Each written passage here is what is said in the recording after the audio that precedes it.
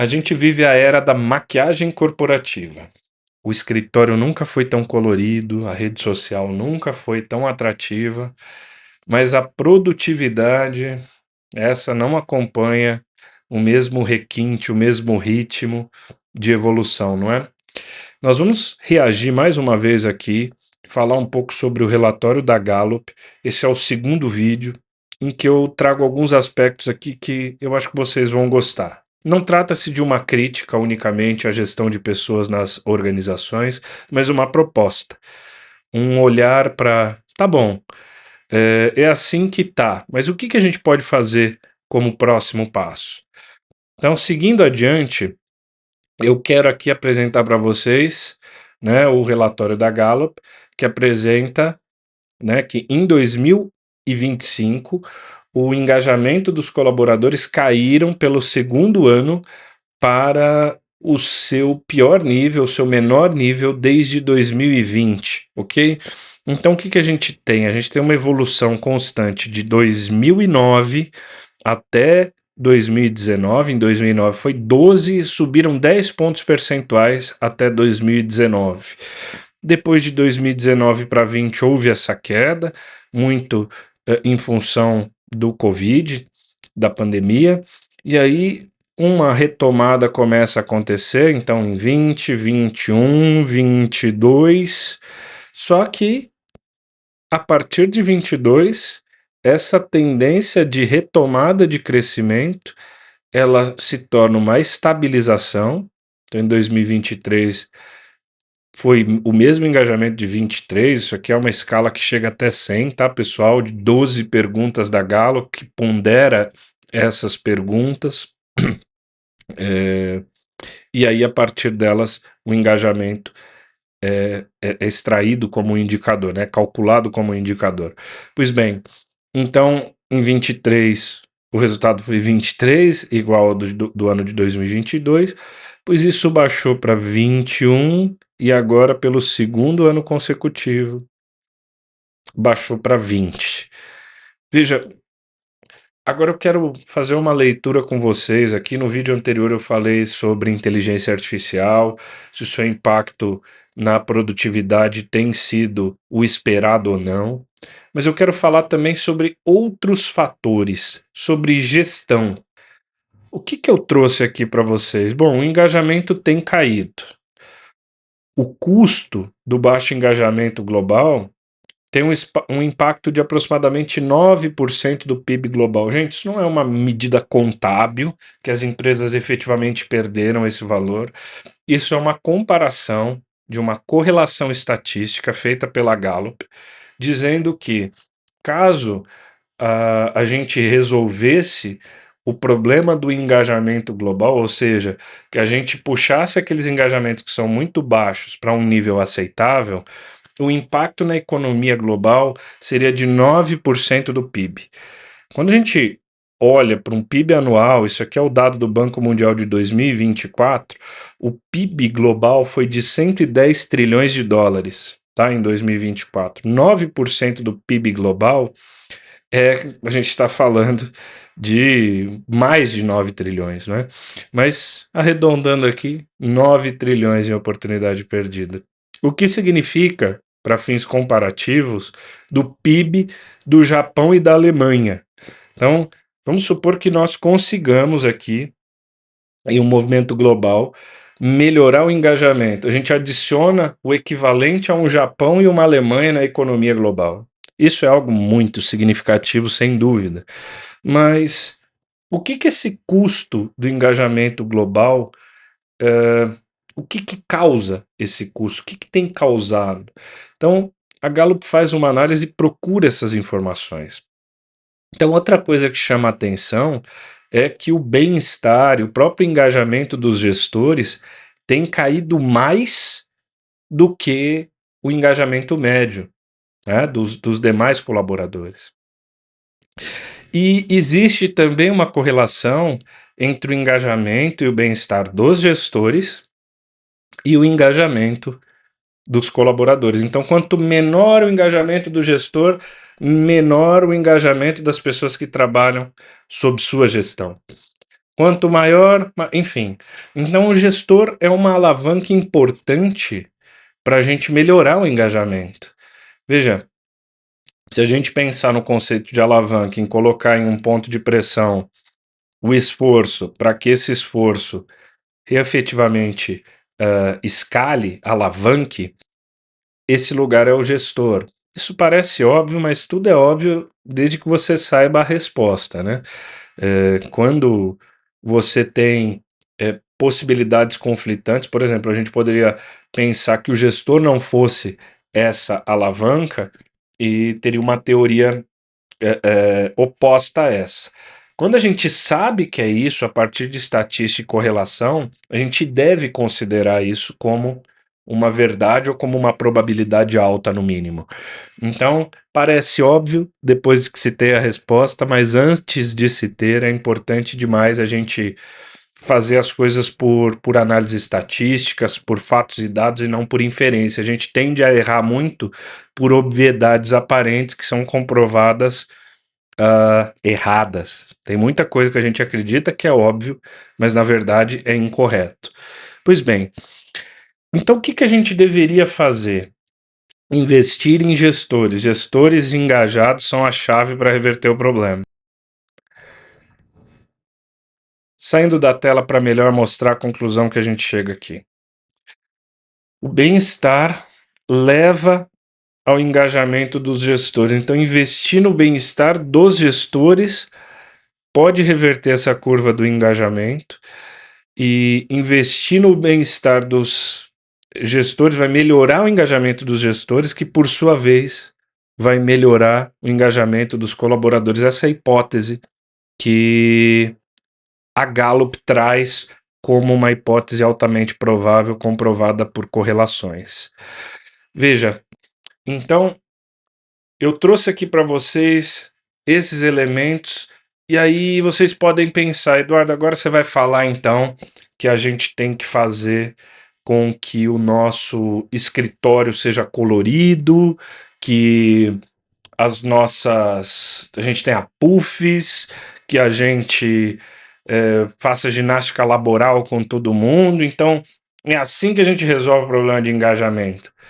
E aí eu digo a vocês, não é por aí, não é assim que a gente vai resolver o nosso problema de engajamento. Ooh, you okay? Yep. Just really engage your core. Oh, that was worse, huh?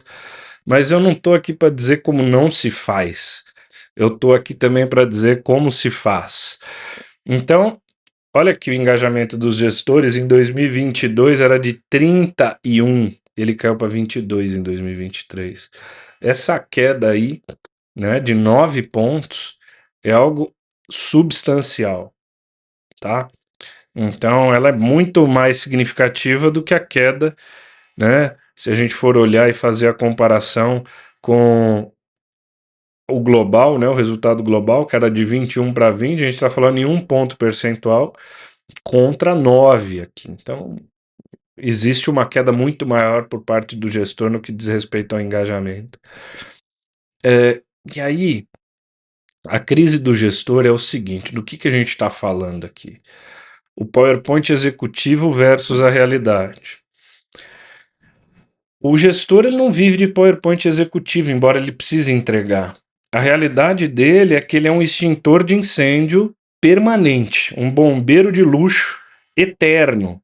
Então, ele é um cara que ele não consegue resolver os problemas profundamente porque ele tem um span de controle em geral muito alto, e isso tem aumentado.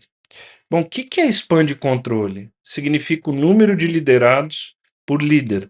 Isso tem aumentado, de acordo com o relatório da Gallup ainda. Então, quando você aumenta o número de liderados, você diminui a possibilidade do gestor em dedicar tempo para fazer uma gestão humana. E gestão humana, eu não estou falando de coisas fofinhas, de abraço à árvore, nem nada disso. Eu estou falando de uma conversa difícil, de um feedback, de um momento para você efetivamente analisar a performance da pessoa, como está, a carreira dela, quais são as suas aspirações e auxiliar essa pessoa na busca das aspirações profissionais e pessoais dela. Eu estou falando aqui de fazer uma gestão de recursos humanos como um líder deve fazer. E aí a gente tem ações superficiais de engajamento, né? Que são, não é, os puffs, os escritórios coloridos. As pessoas até pedem isso. Eu não vou dizer que não, mas muitas vezes pedem por falta de segurança psicológica, falta de coragem de dizer o que efetivamente precisa melhorar. Então, isso aqui, gente, com todo respeito, e eu não estou dizendo que o ambiente não influencia no comportamento das pessoas, ele efetivamente influencia. No entanto, ele sozinho não é o suficiente. Se você tolera, né, a cultura, ela é sobretudo aquilo que a gente faz quando ninguém está vendo. E ela também é aquilo que a liderança tolera, permite, mesmo que de maneira velada. Então, se você permite uma pessoa desrespeitar a outra, se você permite um líder atingir meta sem respeitar valores de maneira antiética, então isso se incorpora à sua cultura, líder.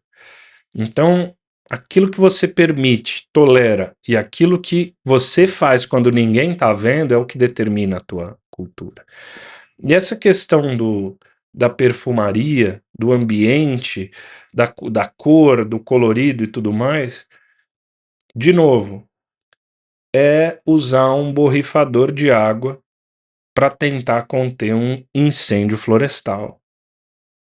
Então, o que a gente precisa fazer efetivamente para resolver um problema de gestão de pessoas, com foco na liderança, com foco em suporte real? Então, são esses 3 itens aqui, 3 pilares que eu trouxe aqui para vocês, e aí eu vou falar sobre cada um deles. Clareza de papel. Ah, mas eu tenho job description. Não, não. Clareza de papel significa o seguinte: que eu tenho clareza nos objetivos que eu tenho que resolver. Eu não tenho 150 objetivos, eu tenho 2 ou 3 objetivos para minha área. E esses objetivos são preponderantes e eles vão ditar a minha agenda. Eu não posso ter um objetivo ou 150 objetivos que me apontem uma direção e a minha agenda está apontando para outra direção. Vamos dizer que eu tenho reuniões 4 ou 5 dias por semana, em que eu fico um tempo absurdo nessas reuniões, prestando conta sobre algo que eu não consegui fazer porque eu estava nas reuniões. Bom, gente, isso acontece.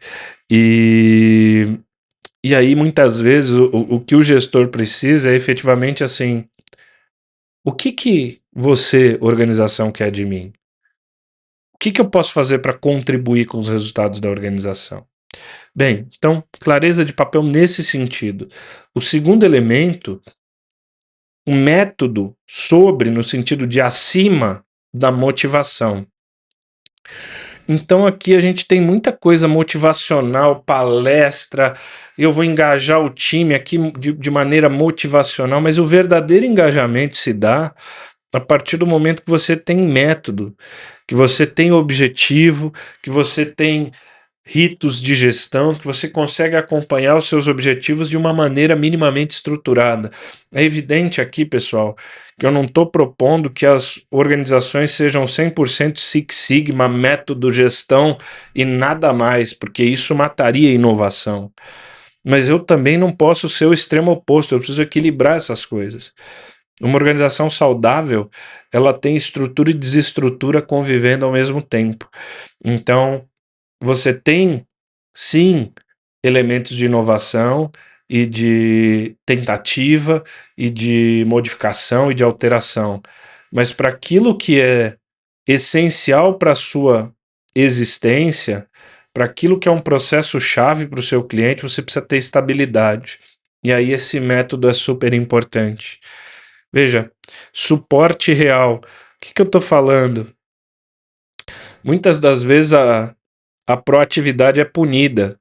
Todo aquele líder que é muito bom, você acaba incluindo uma série de atribuições a eles, responsabilidades adicionais a eles, até que eles falhem.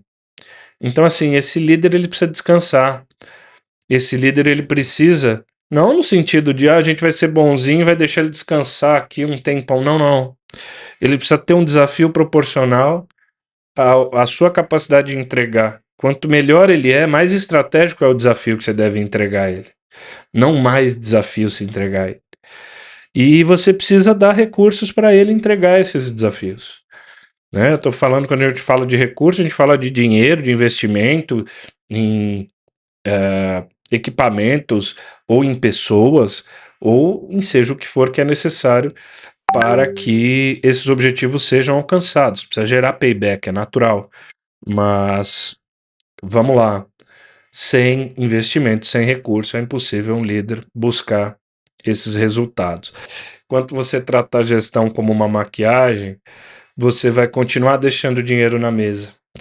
Então, esses 10 trilhões de produtividade global, a gente está falando em 9% de melhoria de produtividade em função de engajamento. Isso é absolutamente razoável. O engajamento é a medida que os seus líderes e colaboradores se identificam e efetivamente compram a briga da sua empresa. Então, enquanto você tratar a gestão como maquiagem, você continuará deixando dinheiro na mesa. O vídeo de hoje é sobre isso. Eu queria pedir a vocês que se inscrevam, que compartilhem o vídeo, que dê o like. O pessoal tem dado muito pouco like no vídeo, não sei se ele está ruim. Se tiver, por favor, deixe no comentário, coloque feedback. A gente está aqui para melhorar. E é evidente que a gente pode falar sobre esses assuntos com maior profundidade, mas se você amanhã começar a olhar para esses 3 elementos de uma maneira diferente, então, claro, vamos mexer no ambiente, vamos melhorar o ambiente, mas será que esse ambiente é a única coisa que importa para melhorar o engajamento e melhorar a produtividade do seu time? Eu estou certo de que não, e que você tem alavancas melhores. Muito obrigado e até a próxima.